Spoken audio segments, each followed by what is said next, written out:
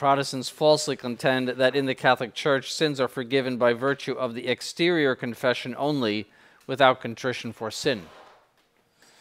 So, I mean, any Catholic that goes to confession knows that it is not a place where you can get away with sin. All right? It is, in many cases, a distasteful thing to do and is a deterrent against sin, because to have to tell the priest about what you do is a painful thing. And then the priest is not going to say, well, too bad, and here's absolution. He's going to give you some advice, and sometimes the advice might be a little stringent, depending on the person. All right, so it's not a,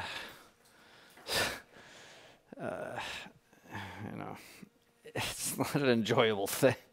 It's a deterrent. For the Council of Trent teaches in session 14, chapter 4, contrition, which holds the first place amongst the aforesaid acts of the penitent, is a sorrow of mind and a detestation for sin committed, with the purpose of not sinning for the future. Purpose means resolution. This movement of contrition was at all times necessary for obtaining the pardon of sins, and in one who has fallen after baptism, it then at length prepares for the remission of sins, when it is united with confidence in the divine mercy, and with the desire of performing the other things which are required for rightly receiving the sacrament. That means the penance imposed. Wherefore the Holy Synod declares that this contrition contains not only a cessation from sin, and the purpose, the resolution, and the beginning of a new life, but also a hatred of the old, agreeably to that saying, cast away from you all your transgressions by which you have transgressed, and make to yourselves a new heart and a new spirit. So that's Catholic confession. So the priest will say, do you intend never to commit these sins again? So and he can refuse you absolution if you manifest some attachment to the sin. The utility, however, of confession is very great. According to this, Origen said, those who sin, if indeed they hide and retain a sin within themselves, are interiorly urged and nearly suffocated by the phlegm or humor of sin. If, however, he himself becomes his own accuser, when he accuses himself and confesses, he at the same time vomits up the sin and digests every cause of sin. So you can see it's a very ancient practice. It's not something that was made up in the Middle Ages. Among the witnesses of the 4th century, Aphraites de penitentibus and Asterius Amazenus ad horatio ad penitentiam. This fact is confirmed by millions of Catholics, both priests and lay people. Right, a similar response should be given with regard to those things which are objected concerning indulgences. The adversaries, in order to draw the Roman Church into being supremely hated by all men, have invented some notion of indulgences in such a way that crimes, both past and future, of those who are not contrite are condoned. See, so they make up this, and it's true.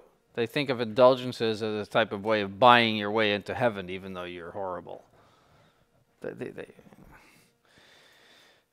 But it is certain by the testimony of all theologians and documents that what is conceded is an indulgence of sins only in the broad sense, that is, of the punishments for sins for those who have sincerely converted to God and who have expiated the stain of mortal sins. For this reason, St. Thomas says in the Quod Libetales, concerning those who make the sign of the cross, in order that someone be able to gain an indulgence, it is required that he who seeks one be in the state of charity. So you must be in the state of grace in order to obtain an indulgence. An indulgence is a request for the mercy of God. But if you are attached to sin, you can't possibly ask God for mercy. If you love your sins and you remain in the state of mortal sin, you're in no condition to ask God for mercy, any more than a criminal who says, I'm proud of the fact that I murdered the old lady and would do it again if I could. cannot plead to the judge for mercy.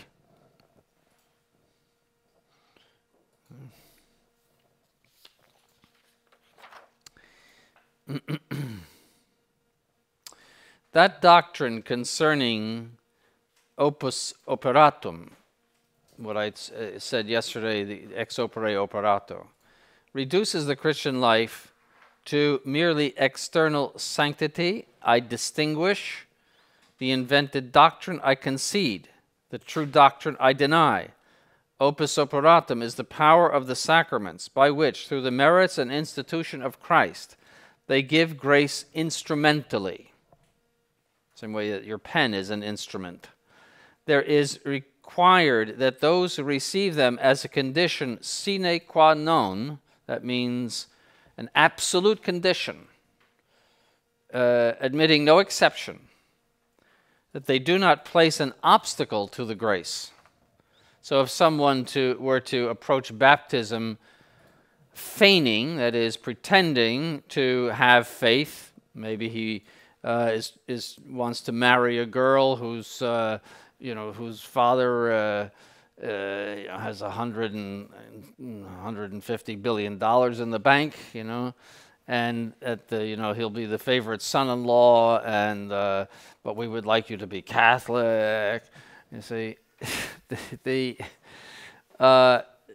and he's, I couldn't care less about Catholicism, but $450 billion that I'll get when the old man croaks. You see, then I'll do it. So he goes to the baptismal font. He goes through the whole ceremony. The baptism is validly done, and there's no grace given because of that obstacle that he posits to the reception of it. The same is true of a man. The same fellow comes down the aisle, and the girl weighs 450 pounds, and she's ugly. She's bald. She's got a wig on, and she smells bad. Everything about her is awful, except $150 billion, right? He comes down the aisle, and will you take so and so? Oh yes, I will. No marriage, because he doesn't intend it. And if he says inside, I have no intention of marrying this girl. She's horrible. I just want that $150 billion. There's no marriage in the sight of God. Legally, there is. In the sight of the church, there is, but not in the sight of God. They are not married. And if you were to discover that fault as a priest, you would have to say to them, you cannot act as husband and wife, even though you're legally married in the eyes of the church. Yes? Your Excellency, does similar principles apply for the current situation of the church? Yes, that's one of the examples used. Well, for example, that you cannot obtain authority unless, even if you have all of the legal designation to do so, that you cannot obtain authority unless you have the intention to assure the common good. The authority, by its very nature, is a faculty which has an object. All faculties have objects, just like your eyes or ears. It has an object which is the common good of the institution over which you are placed. If you do not intend that common good, you do not receive the authority. Even though you might go through all, you might swear on 100 Bibles, I intend to do them on. If you don't intend that inside, you do not have the authority. See, so for example, the President of the United States, he comes on January 20th. He's a president-elect with no authority. And he has to swear that he will uphold the Constitution in front of millions of people watching him on television. If he didn't do that, he would not obtain the authority. And the reason why you have to swear is precisely because of that necessity to link the faculty to its object. See, the same is true of police, military. All sorts of people have to swear oaths. All the Congress people have to swear oaths. Talk about. But they do. They swear in. All those members of Congress, Senate, they swear in. I'm sure it's true in all the European countries, every place in the whole world. I'm sure it is. Because of that necessity to have the interior will to assure the common good. So you know how that applies then. So you could have designation without authority.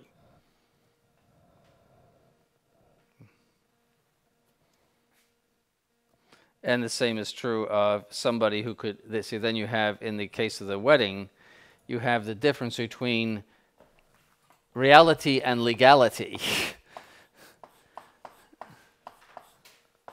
Something could be true in the legal order, which is not true in the real order, and vice versa. There are two, how would you say, orders that proceed from two different sources, and they are really distinct.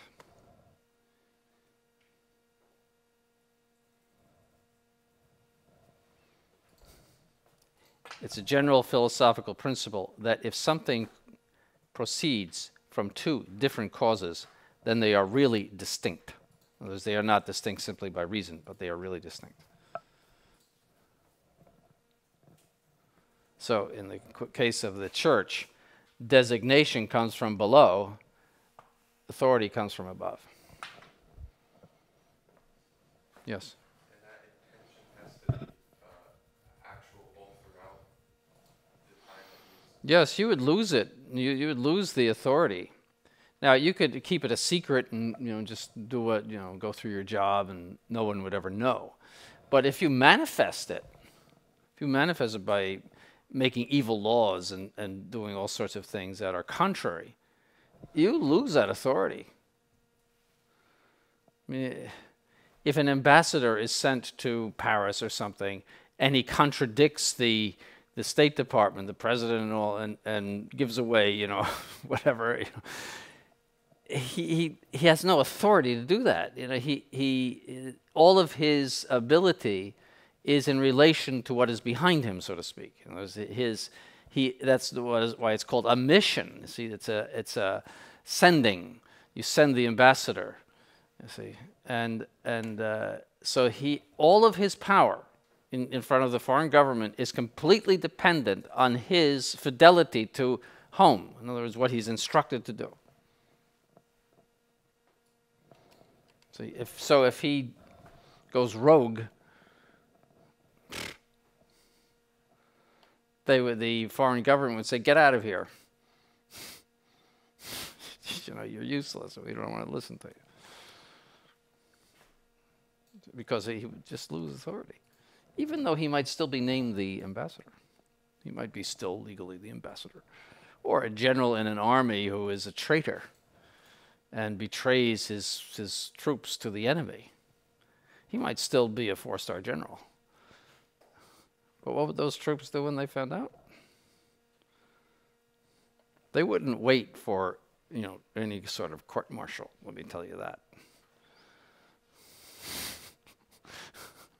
They should, but they wouldn't. As if they knew that he was betraying his very purpose and cause, which is the protection of his troops, to the enemy.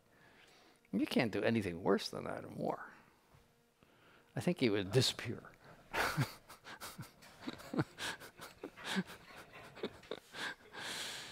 Do you understand that? Yes. I'm just wondering about once he manifests the intention to do something contrary to the common good, and he's actually doing that, and he does not have the authority to do that, what process is needed in order that he regain the authority? He would have to, if he is not legally removed, he would have to somehow prove and profess that he was now assuring the common good. An example would be Vigano.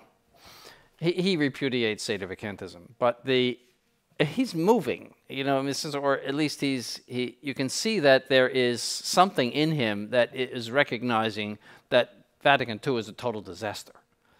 See, so in other words, if he continues to move in that direction, he might end up correctly. You see, that would be an example of it. That, all these years he's been saying the new mass, and he's been a Novus Ordo, potentate. But for some reason or other, he is seeing this. See, so that would so they're still in a position here. You see, if this were taken away from them, they would need to be renamed. So that's just authority in general.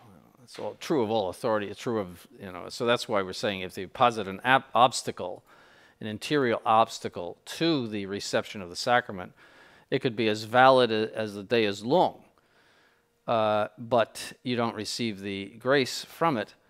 However, there is a reviviscentia. You perhaps did that in moral theology, where if you obtain the correct dispositions, you don't have to be baptized again, because the baptism was valid. And that means all of the effects of baptism take place.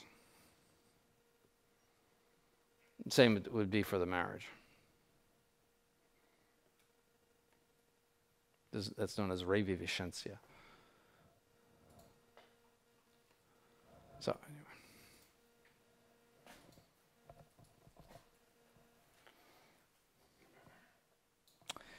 So the heretics are horrified by the fanatical opinion of opus operatum. They call it fanatical. And they say that it is like a magical power, which is stupid. It's not magical. Magical is drawing on powers that are not of God. But if you have the power of God by something God has instituted, that's not magical. It's really just stupid. So very often people make errors about what they think. They criticize the error that doesn't exist. They say, you're saying this, and we're not saying this. But they decide you're saying this, and then they criticize what you're saying, what they think you're saying. That's very common, very, very common. That's what the Protestants do. So you have to correct their false impressions. But they do not distinguish between the supernatural and the magical, nor should anyone consider that opinion fanatical, which affirms that there is required a disposition in those who receive it, but who deny that this disposition is the efficient cause of grace. Objection 2. Those who study comparative religions and who have traveled into Catholic regions see sufficiently that most of the things that you believe to prove the sanctity of the Church, namely the sacraments, the hierarchy, the liturgy, the ceremonies, religious orders, and even moral precepts and the principles of asceticism, are drawn from pagan things. That there is a strong connection between the pagan religions and the Catholic Church, that the religion of Catholics is in part constituted from pagan superstition, therefore nothing appears eminent in the Roman Church. So Protestants think that the use of incense in the Catholic Church that comes from the Roman pagans. The Jews used incense in the temple. That's when Zachary was offering incense that the angel came. But the Romans also used incense. They would incense the idols. Incense was always a sign of divinity. But it was used in the most sacred place on earth before Christ came. But they're pagan and all that pagan stuff. Response: I distinguish the antecedent that these things are seen by those who consider the Church materially, let it pass, who see the Church formally, I deny. Those things which are seen in the Church must be completely investigated in order that we acquire a knowledge of how they are in it. Mélineau, and you can read about him, French architect, archaeologist, and Egyptologist, found the sources of our religion in Egypt, where they worshipped bulls and the sun and various other things. So that's really good science, Harnack in Greece, Harnack was awful, you know that. Burnouf in India, and Herbert Spencer, E. Claude, that's a good name, and others who thought that they perceived connections with the Christian and Catholic religion in the popular folkloric traditions. But they do not err entirely in this matter. Without a doubt, they found similar things. So, did the Roman pagans wave incense in front of the statue of Jupiter? Yes, they did. But the true supernatural religion of Christ does not reject the natural things of the mind and the heart. For example, the Christmas tree, that comes from the German worship of trees. The barbarians worshiped trees. St. Boniface cut down the tree to show them that it was not God, and then he decorated it as a symbol of Christ. That's the origin of the Christmas tree. See, so the church uses at times things that it can, and St. Gregory the Great told St. Augustine of Canterbury, not the St. Augustine, the other St. Augustine, but that use whatever you can. When you go to England, you see these barbarians and these ignorant people and all. Just take whatever you can from them that is any good and set aside the rest. Those were the instructions of Gregory the Great. So the church is not against any kind of natural symbolism that can be used as a symbol of something sacred, such as the tree. See, so when you look at a Christmas tree, I don't think you're worshiping it as a god. Does anyone think about that when you see a Christmas tree? No. No, it has been overtaken by Christianity. So, but we can use anything that is decent and does not in any way proceed from something evil or in itself from something evil. Somebody evil might use it, or they might use it for an evil purpose. But there's nothing about a tree that is offensive to its use as a Christian symbol. See, so many things that are used that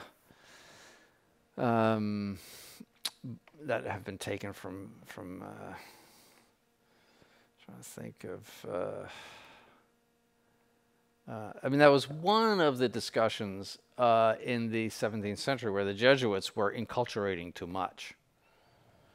See, the Jesuits went to India and the Far East and enculturated. That's known as enculturation a little bit. In other words, you take certain local things. They were doing it too much.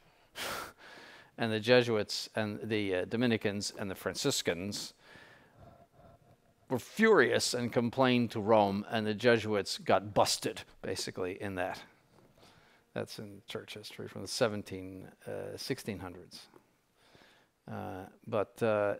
So you can do it too much, and you can become offensive in it. But that's why St. Gregory said, take whatever you can. I'm just trying to think of some other aspects of that we use. But in any case, you see the principle.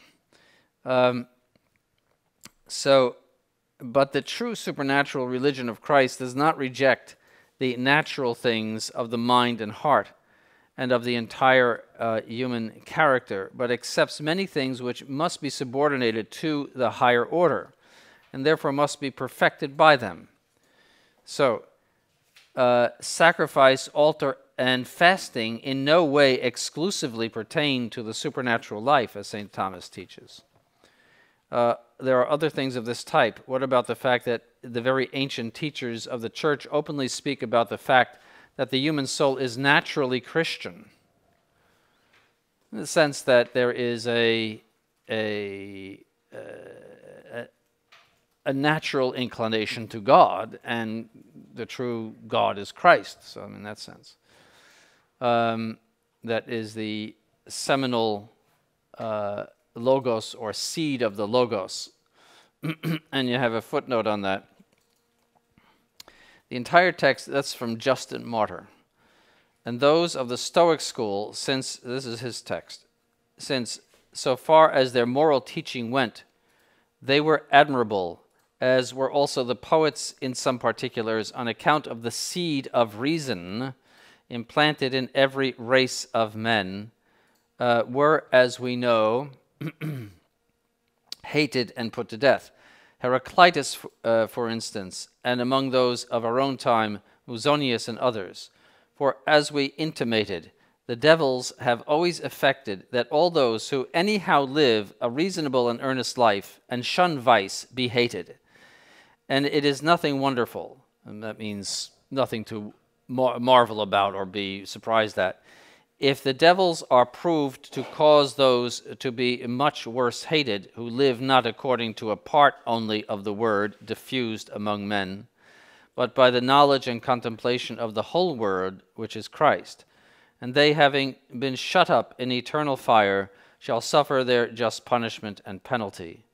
For if they are even now overthrown by men through the name of Jesus Christ, this is an intimation of the punishment in eternal fire which is to be inflicted on themselves and those who serve them. For thus did both all the prophets foretell and our own teacher Jesus teach. So John Paul II loved this text, all right, as if to justify the principle that God dwells supernaturally in all men apart from grace. Is that there's the seed of God in everybody. And all Justin Martyr is saying is that some people discovered natural truths of religion, and some pagans, and Aeschylus, for example, the famous Greek playwright, was a monotheist. It was maybe 450, 475 BC. He was a monotheist. They discovered some truths, and those truths remove obstacles to the faith. If you believe that a fly is God, as some of the Middle Eastern peoples did, the big fly, all right, that's a big obstacle to the faith. Or if you're worshiping statues and all sorts of crazy gods and all of that, that's a big obstacle to the faith. But if you have all of the structure of natural religion, or many of the truths of natural religion, you have removed obstacles to the faith. See, it's something like building a big, beautiful road that removes obstacles to where you need to go. So you get on, drive 90 miles an hour. Well, maybe not. But it's much different from somebody who has to go there on a dirt road that is full of holes. So that's the difference. So that's all Justin is saying. That's all he means by that. You have to remember that the early writers did not have the refinement of theology that the medieval writers had. They were dealing in big concepts and trying to express themselves in language sometimes that was not precise. St. Augustine in Contra Faustum says that we have certain things in common with the pagans, but a different end.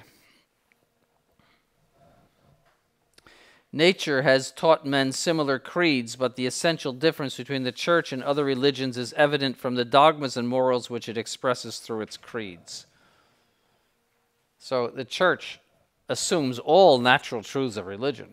That's part of it. All natural law. Anything that's natural law is the teaching of the Church. But you could attain a knowledge of the natural law without the Church.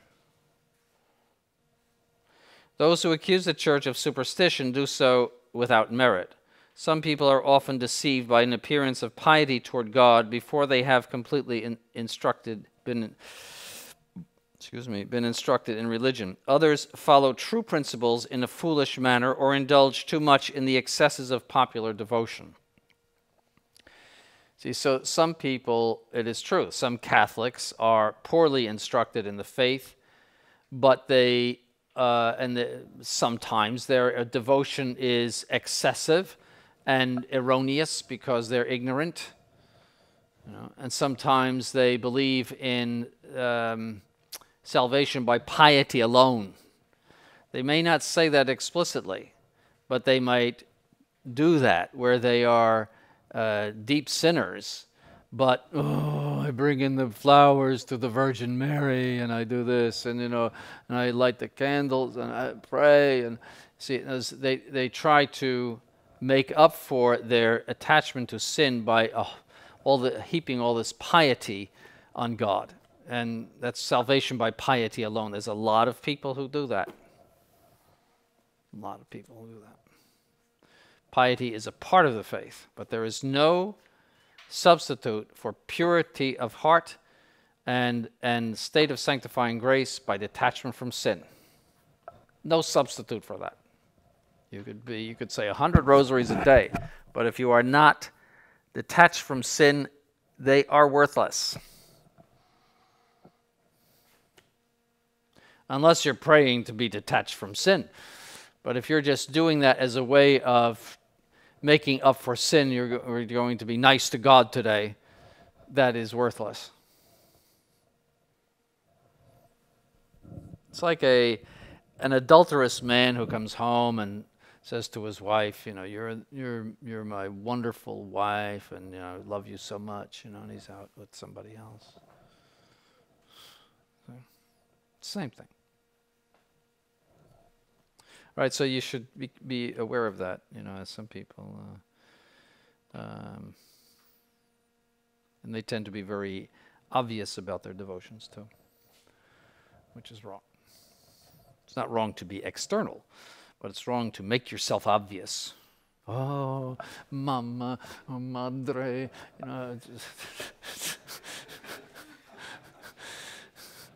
It's true. I mean, where everybody's looking, oh, how devout she is, You're supposed to be discreet about your devotions.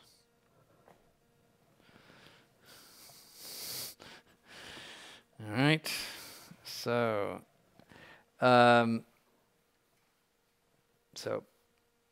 but all of these things cannot be brought against the church, which does not cease to apply remedies for the correction of abuses. But for our adversaries, I'll just finish this, it is necessary only to intend not to confuse those things which in fact differ. The things which pagans use should not be considered to be contrary because of the sole fact that they are used in the pagan or the Christian religion. Errors and accidental excesses among Catholics do not corrupt the essence of the Catholic Church.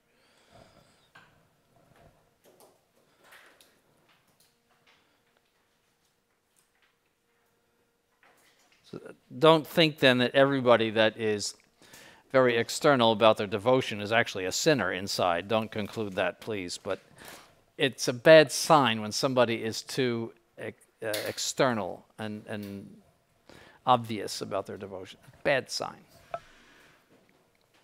That's all it is a bad sign. It doesn't necessarily mean it. Some people are just very emotional.